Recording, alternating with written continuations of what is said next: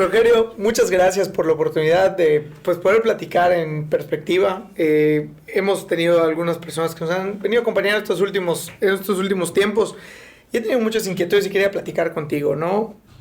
Nacido en Quintana Roo, diputado federal plurinominal por Yucatán. ¿Cómo se da eso? Bueno, pues mira, la verdad es que mis papás, como muchos yucatecos que se tienen que ganar la vida y además por tener un mejor ingreso que se van a Quintana Roo, mis papás se fueron. De hecho, mis hermanos nacen en Mérida y yo soy el único de la familia que nace allá, porque de hecho, mis papás crecieron en la 59A, allí por el barrio de Santiago. Ok. Y por necesidades, como muchos yucatecos, te digo, 4 de cada 10 yucatecos se van a Quintana Roo por mejores ingresos.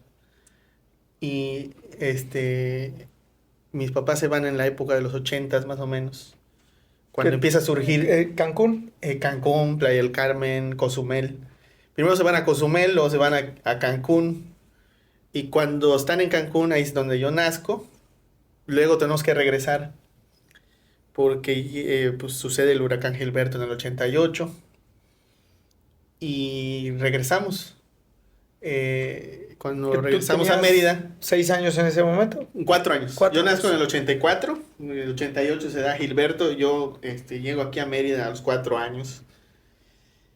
Y cuando llego a Mérida, pues prácticamente toda mi vida, desde la primaria, el preescolar, la primaria, secundaria, la prepa, todo eso lo vivo en Mérida y la universidad incluso, o sea, me siento totalmente meridano, conozco todos los rincones de la ciudad y sobre todo en el ambiente donde yo crecí. Era un ambiente todavía de Mérida que se estaba construyendo. Era una Mérida todavía que tenía una vida en el centro de la ciudad. Porque, por ejemplo, yo vivía en la T1, a una cuadra de la T1 cruzaba el tren todavía. ¿Dónde va a estar el ITRAM? Ahorita donde va a estar ya el tram, Ok. yo vi cruzar el tren cuando llegué a la T1. Y de un lado estaba la fábrica de cerveza, Ahí estaba la Carta Blanca. cervecera yucateca, sí, Ajá, sí, sí. sí, a 2 cuadras. La Prepa 1, la T1, la clínica del IMSS, la más importante que tenemos en el sureste. Y del otro lado estaba la fábrica de hilos de Nequem, que todavía tenía muy buena producción y todavía tenía muchísimos trabajadores. Entonces yo crecí en esa zona y con una Mérida distinta. Cuando me toca a mí a los 13, 14 años que nos empiezan a meter la idea de que ya no se tenía que vivir en el centro, sino que se tenía que vivir a las afueras porque ahí estabas más tranquilo, más seguro. Nos vamos a vivir ya atrás del periférico, ahí por Las Águilas, Jardines del Norte. Entonces cuando vamos para allá es otra vida, o sea, llegas. Y eso es lo que ahora en el Infonavit, por ejemplo, estoy viendo, ¿no? Se empezaron a construir fraccionamientos sin pensar en que una casa no solo es, dónde ir a dormir. Y literal, ese fraccionamiento donde nos pasamos nosotros, no había nada, o sea, no había tienda. Me recuerdo que tenía que ir con mi bicicleta desde mi casa al siguiente fraccionamiento de la Florida. Tenía que ir en bicicleta hasta la Florida para comprar, porque no había tienda en el fraccionamiento. Y no había ni parques, ni iglesia, no había nada. Y es el error que se comete muchas veces, o que se cometió en ese tiempo. Era una política que se tenía en ese tiempo de pensar que construir fraccionamientos así como si fueran cajas de cartón. Y no pensando en que la casa es más que eso, ¿no? Eso es lo que yo viví en Mérida, ¿no? Pues mira, ahorita te adelantaste un poco a una pregunta que tengo para hacerte, que es en torno al tema de cómo está creciendo Mérida.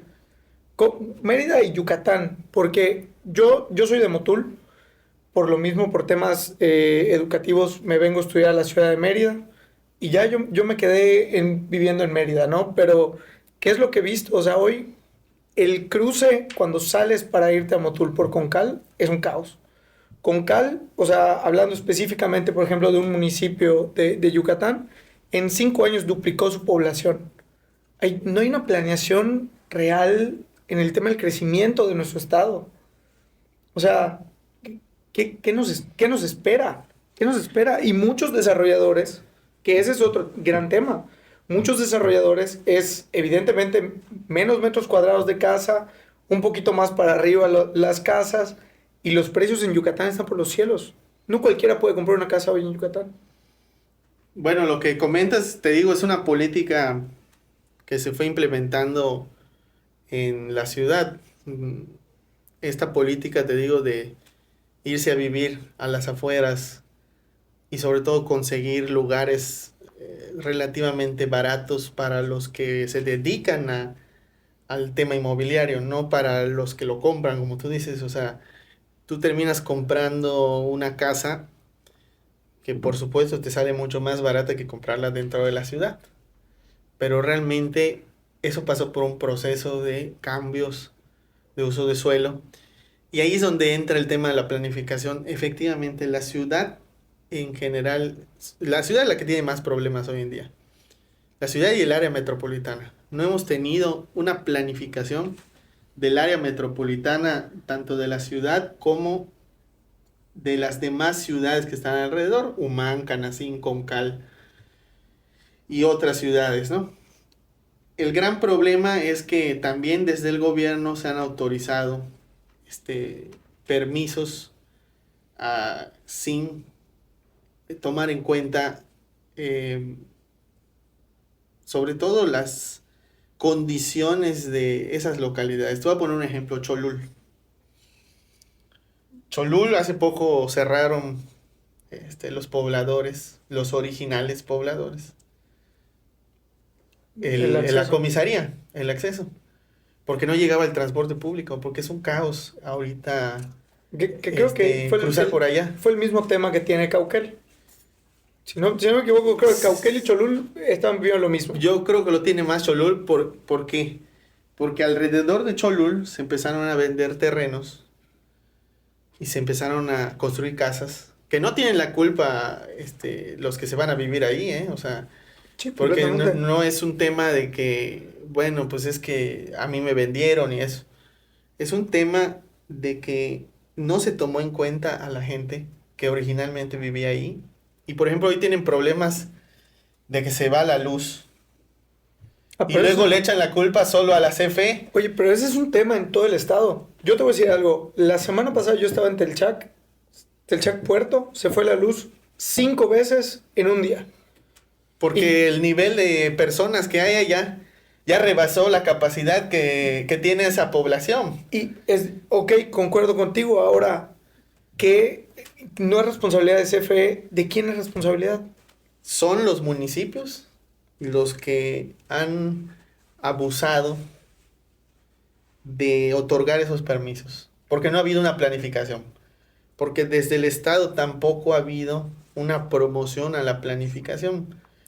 Te voy a decir que muchos de esos municipios, en algunos casos, ni siquiera tienen un plan de desarrollo urbano.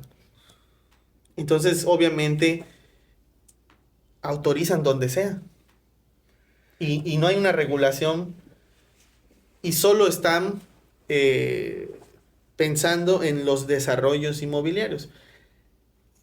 También hay que entender una cosa. Yucatán, el crecimiento que está teniendo es porque hoy tenemos seguridad. Hoy tenemos una buena economía. La gente ve atractivo en Yucatán. Y no estamos diciendo, oigan, no inviertan en Yucatán. Pero hay que poner orden.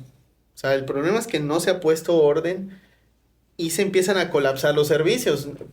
La luz es un tema ahorita porque todos sufrimos los apagones. Y sufrimos los apagones porque también la CFE está transitando hacia la inversión de nuevas termoeléctricas para Yucatán y eso va a ir generando que ese crecimiento que está teniendo el Estado, ya la CFE pueda abastecer bien de energía eléctrica a toda la península. Pero no solo es un problema de CFE, el problema es que también están autorizando en zonas donde la infraestructura no es suficiente para esa cantidad de población que se tiene. No poder hacerlo. Tú lo dices con cal, pero yo veo Cholul que está cerquita y está igual. Digo, pongo Concal como ejemplo porque al final Cholul viene siendo una comisaría de Mérida y el presupuesto de Mérida versus el de Concal pues es abismal, Claro. ¿no? Y algo que nos ha platicado la gente allá es que, por ejemplo, ya no quieren recibir más desarrollos. O sea, es más, conozco gente que ha venido que cuando los llevaron a comprar una casa por Concal, los llevaron a la hora pico y dijeron, no sabes qué, me quedo en Ciudad de México. O sea, tardo lo mismo en Ciudad de México que en Mérida. O sea, no puede ser posible. Sí. Y es Sí. un tema de poco tiempo. Sí, no se toma en cuenta la infraestructura de agua potable, de servicios de basura. También se tiene que invertir en seguridad. Imagínate, por la cantidad de población, se van a necesitar más elementos de policíacos. Policía, claro.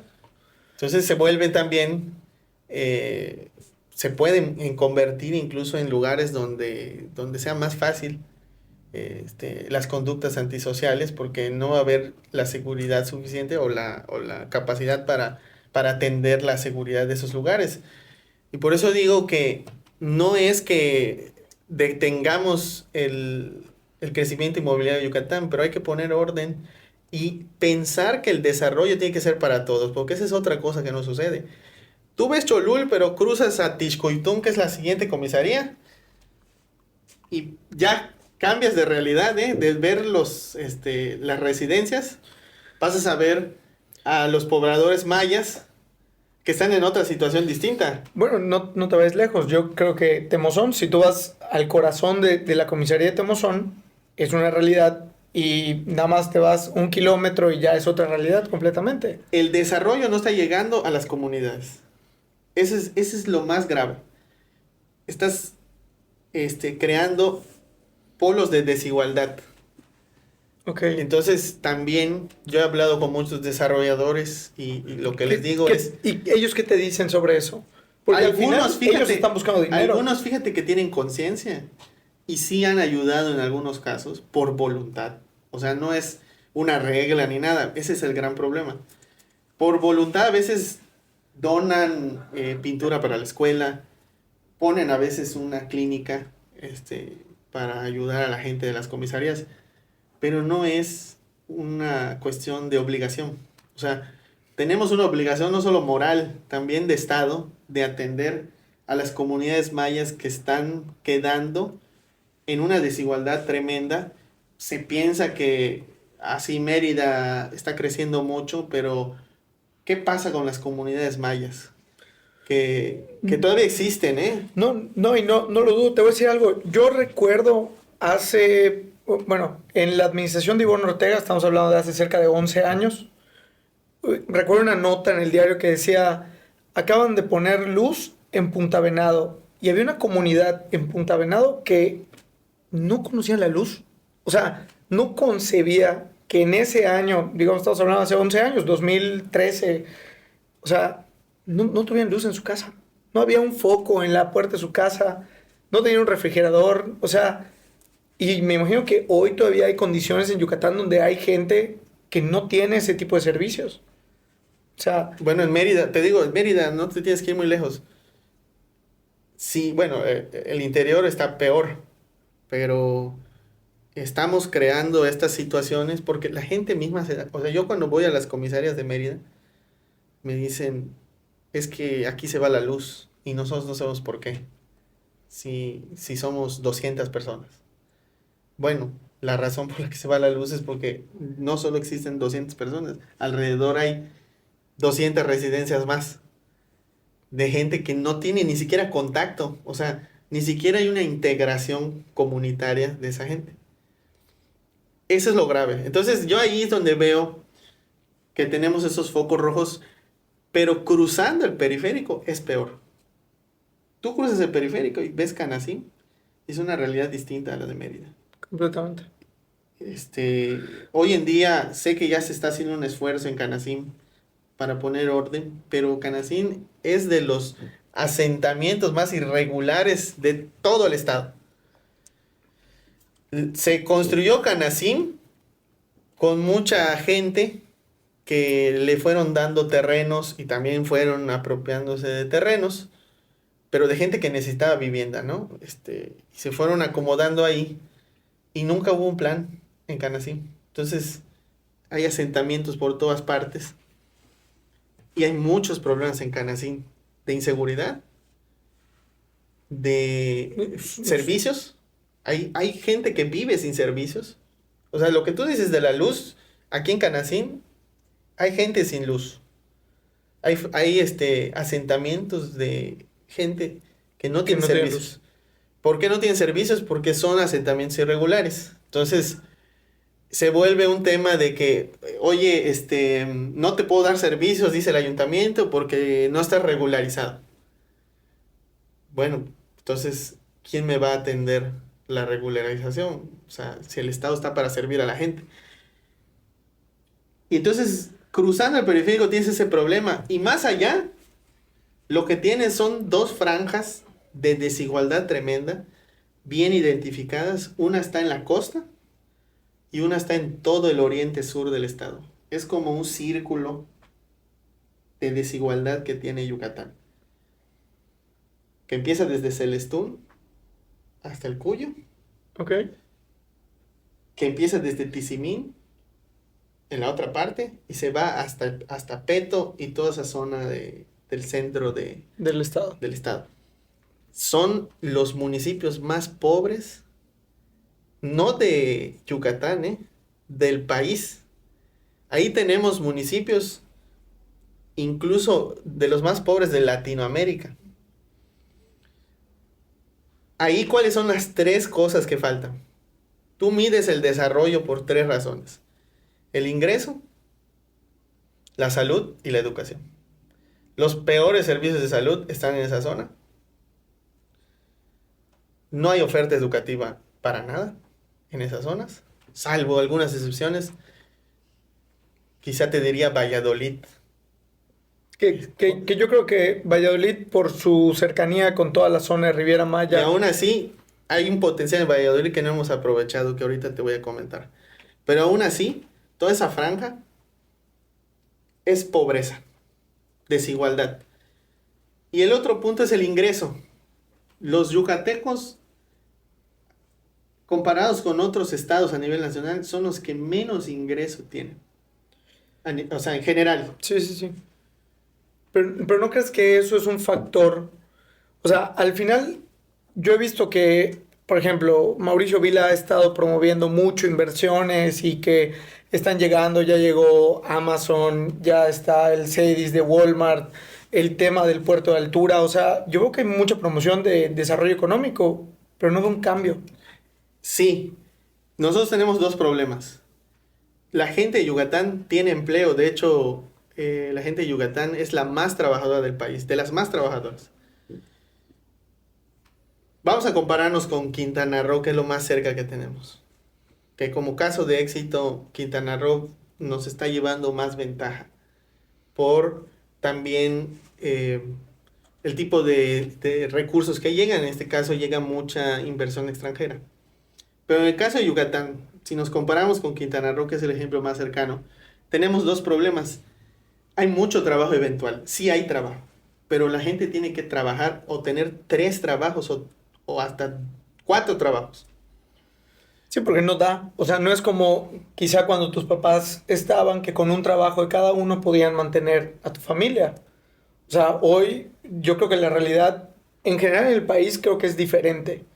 O sea, a pesar de que se ha dicho que ha incrementado el salario mínimo y la gente vive mejor, yo te voy a decir algo. Yo tengo muchos colaboradores jóvenes y muchos de ellos me dicen, es que no puedo comprar una casa. Y seguimos en lo mismo. Exactamente, sí.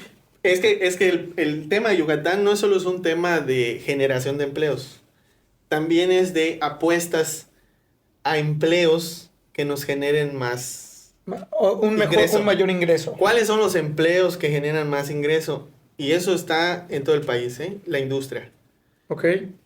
Yucatán, yo creo que ahí es donde digo que vamos por buen camino. Y ahí sí reconozco el trabajo de muchos gobiernos que hemos tenido durante muchos años. La apuesta a la industria ha sido muy buena. ¿Qué sucede? Que nos estamos quedando por debajo de otros estados.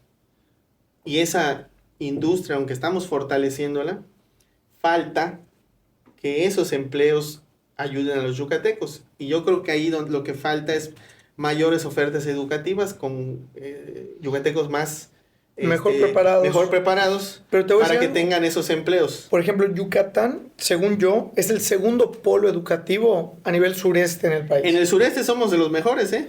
Pero te voy a decir algo. No hemos aprovechado esa fortaleza para irnos más allá de la península. Porque si bien, por ejemplo, los quintanarroenses vienen aquí a estudiar, y las mejores escuelas están en Mérida, pero ¿y qué pasa con Valladolid? ¿Por qué los quintanarroenses no estudian van a estudiar a Valladolid?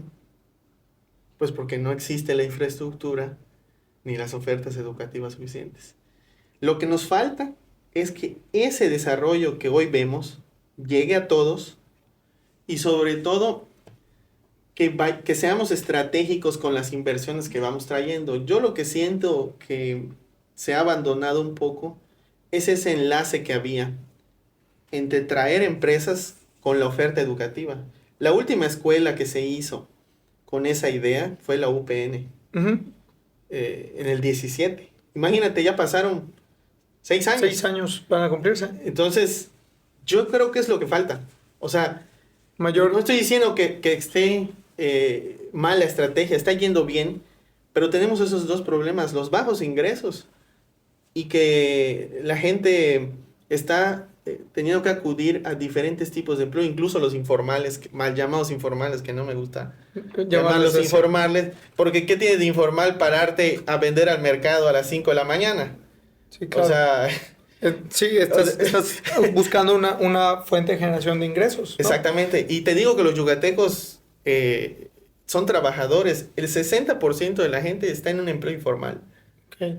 ¿Por qué? Porque no están alcanzando los ingresos de los empleos formales y porque las prestaciones también de los empleos formales no se están aplicando. Lo que tú dices de vivienda, por ejemplo. ¿De qué me sirve tener un empleo formal si no alcanzo para tener una vivienda del Infonavit?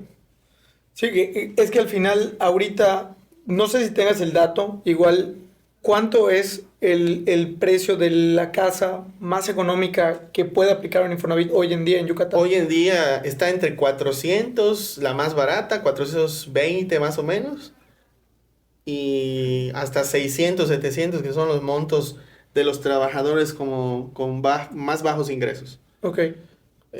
Hasta de 800 puedes comprar con esos ingresos. Que estaríamos pensando de una persona de salario mínimo. De 1 a 3 salarios. Oye, Rogelio, digo, son muchos temas y bueno, nos podemos llevar un buen rato. Quiero regresar porque nos adelantamos y nos metimos al tema inmobiliario en Yucatán, pero yo quiero saber cómo Rogelio Castro llega a Morena. Antes de Morena estuviste en otro partido, apoyaste a alguien.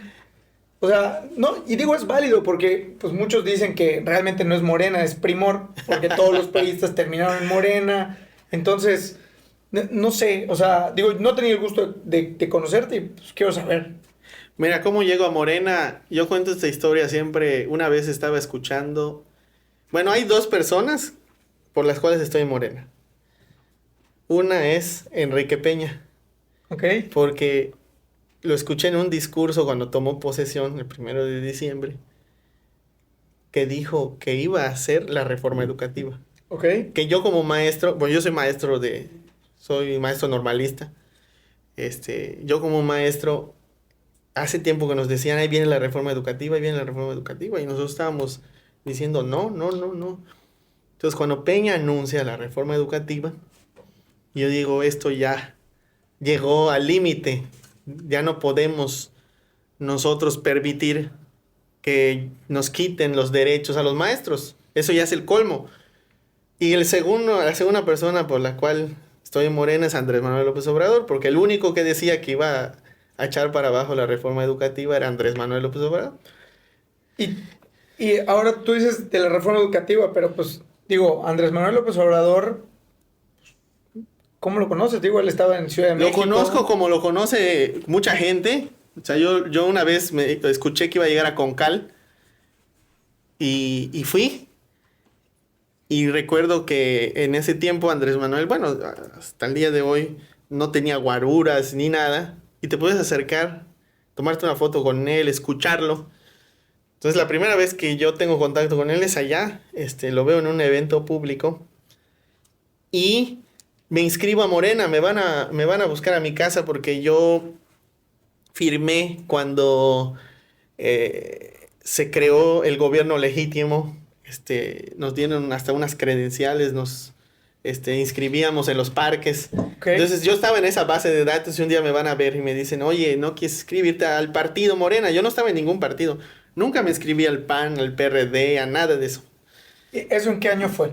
Eso fue en el 2013, cuando ya Morena se iba a hacer partido. O sea, al año siguiente de que entró Enrique Peña como presidente de la República. Exactamente. Cuando yo escuché que el presidente Andrés Manuel iba a echar para abajo la reforma educativa, pues obviamente me inspiró eso. O sea, me inscribo a Morena y cuando me inscribo a Morena nos invitan a un proceso interno para elegir a los diputados federales. Me invitan también, me dicen, oye, ¿por qué no participas? Porque es un proceso inédito donde queremos que toda la gente participe. Entonces yo me inscribo en mi asamblea, yo soy del Distrito Cuarto Federal, y me inscribo y ahí hay una votación y votaban por los 5 compañeros más votados, 5 hombres, 5 mujeres. Entonces participo y quedo entre los 5 hombres. Oye, pero ¿hiciste campaña para que la gente te conociera? Porque No. Llegaste a la asamblea. Obviamente tenías que tener un trabajo político previo. O sea, yo antes de eso recolecté firmas casa por casa, de otras cosas. O sea, por ejemplo, cuando nos pidieron que recolectamos firmas para echar abajo la reforma educativa, para la consulta, yo pasé casa por casa. Cuando afilié a muchos de esos compañeros también pasé casa por casa. Entonces, obviamente cuando llegas a la asamblea, a los que afiliaste los encuentras ahí y los ves. Y cuando pues te postulas, pues la gente te reconoce o no. Entonces yo quedé entre los 5 más votados de todos los que participaron ese día. Y de entrada nunca me imaginé a partir de ese momento que yo iba a ser diputado federal, porque me habían dicho, este es el primer paso y luego viene otro proceso donde van a hacer un proceso como de insaculación y... Sí, porque eso quería entrar, porque mucha gente quizá no entiende. Vamos a pensar, tú llegas allá a la asamblea, te proponen, te votan, dicen, sí queremos que Rogelio vaya por Yucatán. Te mandan una lista, pero según yo hay una lista nacional que se divide en diferentes regiones, en la cual entra Yucatán, Campeche, Quintana Roo. Sí, entran 6, 7 estados. ¿Tú en qué número estabas? Yo quedé en el 1 porque eso, o sea, el orden de la lista es lo que se hacía el sorteo. Ok. Entonces no era como se hacía antes, oye, eras pariente de no sé quién y vas en la 1. Oye, ¿crees que eso haya cambiado? ¿Crees que ahorita en las decisiones que se vayan a tomar ya no importa si eres cercano o no? En el caso de Morena está hasta por estatuto que no debe ser así. Ya no se puede hacer el dedazo famoso. Son 2 formas, a través de encuestas o a través de esto de la insaculación, para que no haya ningún pleito. Okay. Esa es una solución democrática de las cosas, ¿no? La encuesta es para que la gente diga, nos gusta, y es una encuesta abierta, no solamente a los militantes, porque luego también los militantes tienen sus ideas, ideales. Y sectarizas todo, ¿no? Y la población abierta luego no tiene esta idea de los partidos. Y esto es mucho mejor instrumento que que el que hacer una asamblea para elegir a un candidato, ¿no? Oye, por ejemplo, ahorita que viene un proceso electoral en Yucatán, ¿se va a manejar, o sea, es lo mismo, digo, tú tienes, bueno, digo tú en el sentido de que probablemente, como todos políticos, tenemos aspiraciones y quisiéramos estar y gobernar nuestro país, nuestro estado, etcétera. Te tienes que inscribir, la gente, todos los morenistas van a votar. No, es un proceso abierto, ¿eh? Como el proceso hoy federal, que de las corcholatas que están paseando el país. Ese proceso se va a resolver por encuesta. Ok. Entonces ya se decidió que no solo va a ser una encuesta, van a ser 3. Ya pusieron unas reglas, ¿no? Proceso. Nosotros pensamos que también Yucatán se debe resolver con un proceso parecido, donde también se pongan las bases y ya una vez que salga una convocatoria, pues nos tendremos que inscribir los que queremos, ¿no? En este caso, pues obviamente hay que esperar ese tiempo, ¿no? Oye, tengo una duda. Voy a regresarme un pasito para atrás. Digo, sales, quedas como diputado federal plurinominal. Evidentemente, pues me imagino en ese momento Andrés Manuel llevaba las riendas de Morena. Existe un acercamiento pues mayor por el hecho de que siendo legislador tenían muchas reuniones con él. ¿Cuál es tu relación con Andrés Manuel López Obrador? Bueno, fíjate que la confianza que me tiene Andrés Manuel, la verdad se lo agradezco mucho porque desde el principio él reconociéndome sin conocerme y luego ya ganándome la confianza con mi trabajo, de verdad que nunca he visto un político, ni siquiera un dirigente de ese nivel, porque le da su lugar al pueblo.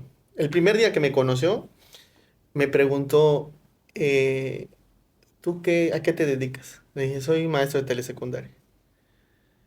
Pues en la asamblea de Morena, o sea, después de que lo saludé, empezó la asamblea de Morena, era una asamblea de Morena, y dice, y miren, ahora nuestros diputados van a ser gente del pueblo.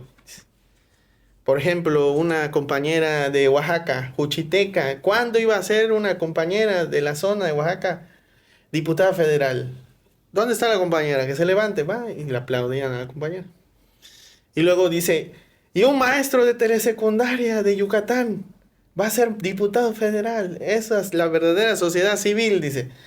¿Y dónde está el compañero? Entonces hace que me levante de la asamblea y toda la gente aplaudiéndome. Ese es Andrés Manuel, le da lugar a la gente. Y cuando llego a ser diputado federal, ya ves que hay esto de las comisiones de los diputados, que luego se las pelean y hasta se agarran a golpes por eso. Y tú estuviste en la de anticorrupción. Exactamente. Entonces él dijo, tenemos que poner a alguien que represente al pueblo, porque Andrés Manuel siempre ha dicho que el pueblo es honesto. Entonces, me ponen a mí, que yo no tenía experiencia legislativa, para nada, a dirigir una de las comisiones más importantes que le tocó a Morena, que era la de transparencia y anticorrupción. ¿Y eso lo viviste siendo Enrique Peña Nieto presidente de México? Éramos oposición. Oye, y bueno, mucho se habló cuando entró Andrés Manuel de que en la administración de Enrique Peña hubo muchos temas de desfalcos, N cantidad de gobernadores están tachados, bueno, en Veracruz, Quintana Roo, por mencionar algunos, ¿no? ¿Y qué pasó? Porque hoy veo que Andrés Manuel está, pero no veo a nadie en la cárcel. O sea, o al menos muy pocos de todos los... Bueno, pero te voy a decir algo. Siempre el presidente nunca engañó a la gente porque siempre dijo que no iba a haber persecución.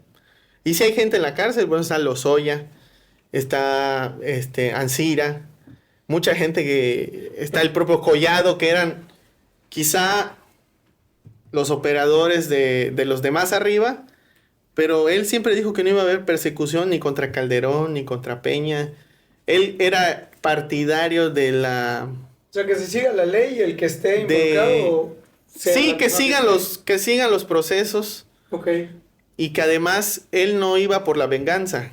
Porque muchas veces hay políticos que dicen, no, yo voy a meter a la cárcel, y a la hora, pues es nada más taparle el ojo al macho, como hizo Peña, por ejemplo, con el Baester, que nada más la quitó, le hizo a un lado por la reforma educativa, porque el Baester estaba en contra de la reforma. No, como lo hizo el Bronco, ¿no? Estaba mejor, ¿no? De que le cortaba la mano a quien lo había robado, ¿no? Pero bueno, te digo, es que en este caso, combatir la corrupción no es, los grandes anuncios de captura de delincuentes. O sea, combatir la corrupción realmente es quitar de tajo los privilegios que había, pero además el manejo desde la presidencia de la República de los recursos de manera honesta. O sea, ¿cuándo habías visto que a la gente le llegue de manera directa sus programas? Siempre era a través de intermediarios. O se llegaba al Estado y el Estado se quedaba una parte, y es ahí donde había los famosos desvíos en los estados, o por ejemplo, ahora que les llega en una tarjeta, que ya no tiene que haber un intermediario de por medio. Pero entiendo que, por ejemplo, he visto que, bueno, todavía la semana pasada creo que robaron un Banco del Bienestar en el momento que iban a empezar a repartir los apoyos a todos los adultos mayores. Bueno, pero eso ya... No, entiendo, no digo que lo hayan robado los que están allá, no, pero es un poco el punto de, si bien no crees que eso que están haciendo hoy es un tema de proselitismo, es un tema para ganar las voluntades de la gente. No, es un tema de justicia, porque el presupuesto nacional llegaba a los más pobres. En México tenemos 70% de gente pobre. 70% de la población es pobre. Perdón, cuando te refieres a pobre, no más quiero entender. El término es de una persona que gana menos de un que tiene salario bajos mínimo. ingresos, que no tiene acceso a seguridad social. 70%. 70% de la gente es pobre. Ok. En México. Y el presupuesto en otras épocas llegaba a la gente pobre en un 30%. Hoy el presupuesto nacional llega a ese 70%. Es una cuestión de justicia. O sea, el presupuesto hoy de la nación va dirigido para atender a la gente pobre. Y no se engañó a la gente, se dijo siempre primero los pobres. La razón de muchas veces la crítica que se hacía al movimiento era ¿por qué a la gente pobre qué le pasa, no? O sea, Y te quiero preguntar algo desde tu punto de vista. ¿Tú crees que es mejor darles dinero o enseñarles y crear condiciones para que puedan generar ellos mismos el recurso? Yo creo que lo mejor es hacer justicia. En algunos lugares no ha llegado la justicia como debe ser. Te voy a poner un ejemplo de un campesino de Yucatán que recibe su Procampo. Ok. Que tú me vas a decir, bueno, recibe su Procampo y recibe su ayuda del gobierno. Pero ese Procampo no es para que solo se quede, y no se queda acostado el campesino, ¿eh? Sale a las 5 de la mañana a trabajar su parcela, su milpa. Pero, por ejemplo, llega a su milpa y tiene que pensar en el fertilizante. Tiene que pensar en la semilla. ¿Y dónde está esa capacitación que necesitan los campesinos para poder echar a andar su tierra? Ellos tienen la herencia milenaria de la milpa, pero siguen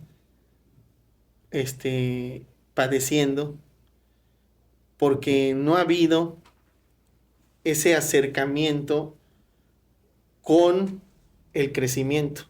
Entonces, eso que dices tú,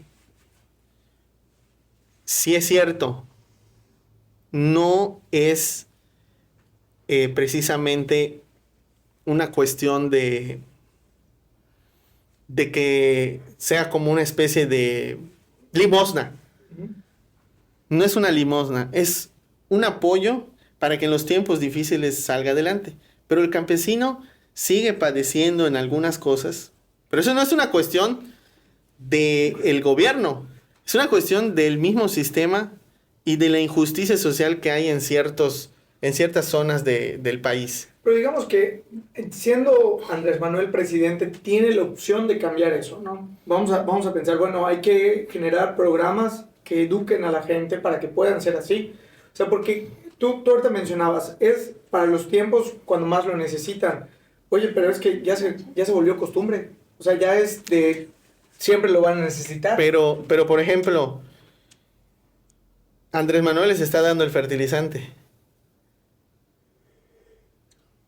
Y está faltando la ayuda de los municipios y del Estado. O sea, no ese campesino no solo necesita esos apoyos, necesita también que el municipio les ayude a hacer sus caminos.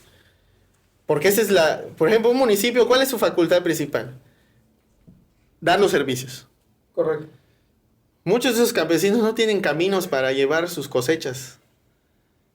Y eso debería hacerlo un municipio. ¿Y tú crees hoy que, por ejemplo, Mauricio Vila y Andrés Manuel no tienen una muy buena relación para que se pueda estar desarrollando eso en Yucatán? Sí, la tienen, pero no ha llegado a todos. Okay. Lo que sí te puedo afirmar es que eso que hoy estamos viendo, esa buena relación, trae un beneficio para ciertos sectores, está ayudando a que Yucatán siga creciendo, pero lo que sí te puedo afirmar es que no ha llegado a todos.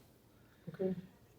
Yo te puedo decir que todavía en esa franja tenemos una deuda muy grande. Hoy las grandes inversiones que se están haciendo en Yucatán están yendo a Mérida, y en este caso a Progreso, lo aplaudimos, está muy bien, pero ¿qué pasa con el interior del estado que todavía no es atendido? No se está desarrollando. Entonces yo creo que ahí sí necesita la transformación llegar a todas partes. O sea, lo que yo estoy planteando es que hoy tenemos buen gobierno federal, hoy tenemos buena relación con el gobierno estatal, pero falta que en las demás comunidades llegue la transformación a todas partes.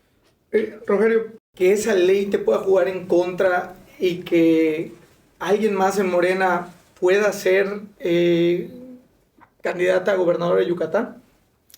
No, porque, bueno, las leyes para la equidad de género siempre son buenas. De hecho, nosotros desde el Infonavit estamos ayudando a las mujeres a que tengan más créditos. Ahorita lanzamos un programa que se llama Mujer Infonavit, que luego te platicaré, pero yo creo que todo lo que sea en pro de las mujeres es muy bueno. Y cualquier ley que aplique en eso lo aplaudo, pero ese no es el problema. O sea, ese no es, eso es lo que nosotros no vamos a plantear eso. O sea, no estamos haciendo esto por ambición personal. O sea, si la gente decide que nosotros no encabecemos la transformación en Yucatán, lo vamos a respetar. Okay. Y vamos a respetar cualquier situación y vamos a seguir apoyando la transformación. Yo ya decidí algo ahora que escribí un libro que ya pronto voy a anunciar. Vas a publicar tu libro. ¿Cómo se va a llamar? Vamos a tener todavía. Yo estoy planteando algo que se juega en el 24. De hecho, es el título del libro. Que el que va a jugarse no es el nombre de una persona, no es un candidato. Es el pueblo. El pueblo debe ser el candidato principal para Yucatán. O sea, el pueblo es el que tiene que entrar a Palacio de Gobierno a gobernar, porque el pueblo es el que manda. Decía Carrillo Puerto que el pueblo siempre tiene la razón. Entonces, eso nosotros es lo que tenemos como principal principio, porque nosotros no estamos aquí por Rogelio Castro. O sea, si fuera Rogelio Castro por su ambición personal, pues estaría yo pensando solo en mí y a lo mejor negocio ahí un cargo nuevo. Yo no estoy buscando ningún cargo nuevo. Si tú terminas, regresas a ser maestro de telesecundaria. Es más, mira, dicen algunos de los que no les gusta que nosotros asomemos la cabeza, dicen, no, es que no está pensando en su futuro político y no sé qué. No. Yo tengo asegurada mi vida. yo regreso a dar clases, yo tengo una plaza de maestro, pero además dicen que no canto mal las rancheras, entonces puedo regresar a hacer mariachi sin problema y no tengo problema, la verdad no me avergüenza que en una etapa de mi vida yo era maestro y cantante. Eso es algo que por supuesto puedo regresar a hacer, pero eso sí, yo ya decidí seguir luchando porque a Yucatán le vaya bien toda mi vida. Y nada más quiero poner un punto. Vamos a pensar, porque algo que estoy entendiendo y la verdad llama mucho la atención es que eres de las pocas personas que ha estado desde el inicio en Morena. O sea, los otros no son de Morena, son personas que han venido de otros partidos políticos. Si por X o Y no te llegara a beneficiar algún resultado futuro, ¿tú aún así seguirías apoyando a la persona que quede en el, pues, seleccionado para buscar ese puesto? Pues mira, cuando se tiene un objetivo, si el objetivo es la transformación, yo siempre me voy a sumar. Okay. Si nosotros vemos que no es algo que beneficie a los yucatecos, no vamos a participar porque nosotros hicimos este movimiento por convicciones, no para que lleguen, no es la lucha del poder. Okay. Y te digo, siempre y cuando el objetivo sea la transformación, nosotros vamos a sumar. Hace poco yo decía esto de estar veleteando de un lado a otro. Es una cuestión cuando uno decide hacer las cosas por convicciones, ya no es un veleteo. Pero si es un asunto nada más de acomodarse, ya se convierte en un veleta político. O sea, okay. Eso es lo que no me gusta. No. Yo he invitado a mucha gente de otros partidos y yo les he dicho siempre, aquí es la transformación. No venimos por un cargo, vamos a luchar porque a los campesinos les vaya bien, porque a los adultos mayores les vaya bien, porque a las mujeres les vaya bien. Okay. Eso es lo que nosotros queremos. Última pregunta para poder cerrar. Ya estamos así rayados de tiempo. ¿Qué opinas del tema de los espectaculares donde salen las revistas? La verdad, yo escuchaba a Dan Augusto que estaba metido en demandas porque subieron espectaculares con su imagen. Y he visto muchos espectaculares y he visto hasta algunas lonas de casas donde dice, estamos con el amigo Rogelio. Y digo, me llama mucho la atención y quería preguntarte. Mira, ¿qué opino? Yo siento porque que... no son varias revistas, digo, es una la que he visto que ha promovido tu imagen. Y digo, me hace ruido, pero te lo quiero preguntar a ti. Pues mira, de entrada nosotros de ninguna manera estamos usando recursos públicos, ni estamos utilizando la infraestructura del Infonavit para ninguna de esas publicaciones. Han sido publicaciones totalmente ajenas a nosotros. De hecho, nosotros también desde el principio nos deslindamos de eso de manera jurídica. Pero te voy a hablar de manera política. Porque nos han atacado. Es lo que te iba a decir. Por eso. ¿Tú crees que tus adversarios son los que las montaron para perjudicarte? No.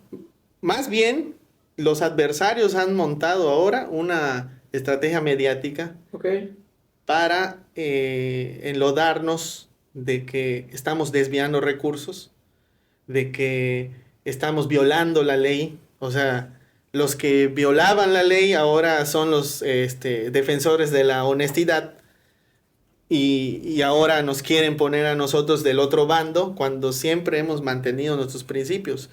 Eso es un tema político, ni siquiera es un tema jurídico, porque yo no quiero aquí hablar, primero, ni soy abogado y segundo, no estoy violando la ley.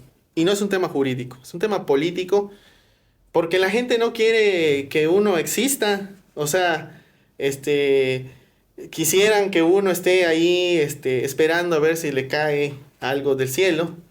Y en este caso nosotros estamos luchando por una transformación. Y esos ataques es porque representamos eso. O sea, no es porque Pero mi duda, ahorita que dices, tú representas una transformación, que es que te están atacando y todo, ¿por qué no pedirle a esa revista que baje los espectaculares? No, pues que los bajen. O sea, yo no tengo tema. De hecho, ya me deslindé, te digo. De eso. Sí, que los bajen. Eso no tengo problema. Pero el punto es que ahora nos quieren poner como... El otro lado.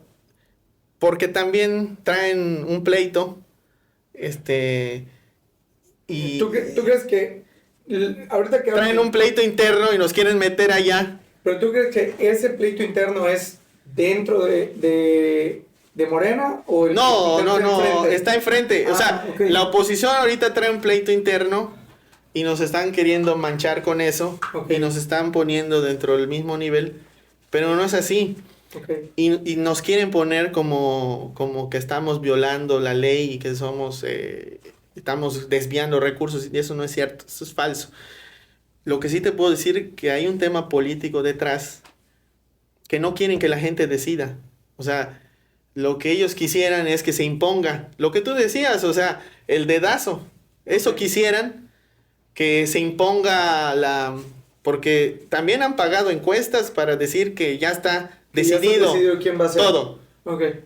Están pagando encuestas para dar a entender eso, y luego dicen otras cosas para dar a entender que ya impusieron a no sé quién.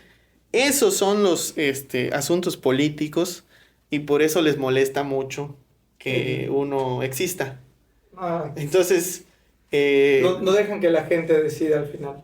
Así es. Yo te voy a decir algo. Yo sé y que quizá a algunos les puede causar molestia el tema de que aparezcan estas cosas. Pero